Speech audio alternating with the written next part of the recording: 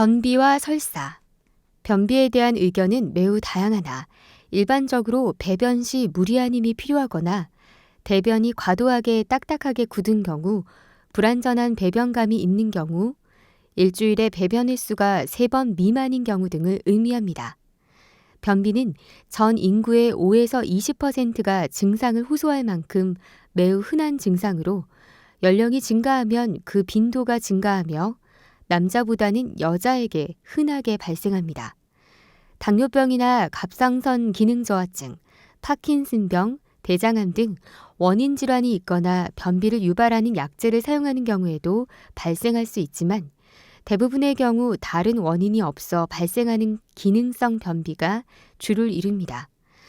변비의 치료는 개인별로 달라질 수 있으며 혈변이나 빈혈, 체중 감소 등을 동반한 경우에는 꼭 전문 치료가 필요합니다.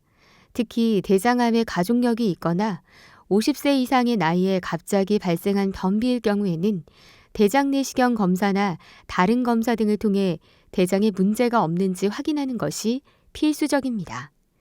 일반적으로 기능성 변비의 경우 야채, 곡물 등의 식이섬유를 많이 섭취하고 변이가 생기면 바로 참지 않고 배변을 하며 규칙적인 배변을 하도록 노력해야 합니다. 또한 걷는 운동이 변비의 치료에 효과적입니다. 필요시 약물 치료를 병행합니다.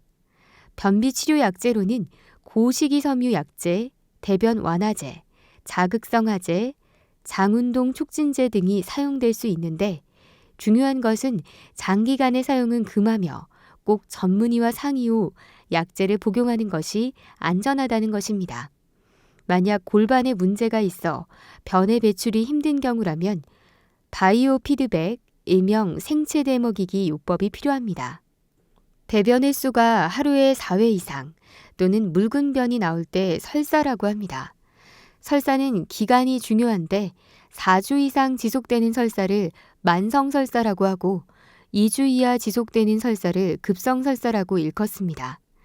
대부분의 설사는 1주 미만의 급성설사로 음식이 세균으로 오염되어 있거나 독소를 포함한 경우 발생하는데 약제에 의한 설사이거나 우유나 유제품 등 흡수가 잘 되지 않는 식품을 섭취한 후에 발생하는 경우도 있습니다.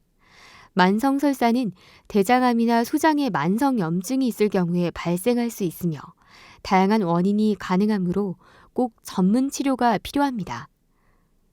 설사의 치료에서 가장 중요한 점은 탈수가 발생하지 않도록 수분을 충분히 공급하고 설사의 증상을 완화하기 위한 대증요법을 시행하는 것입니다. 설사의 원인이 명확한 경우에는 근본 치료가 필요합니다. 탈수를 방지하기 위한 수분 섭취는 직접 먹을 수 있을 경우에는 이온 음료를 섭취하는 것이 좋고 노약자이거나 발열, 복통 등의 증상이 있을 경우엔 정맥을 통한 수분 공급이 필요합니다.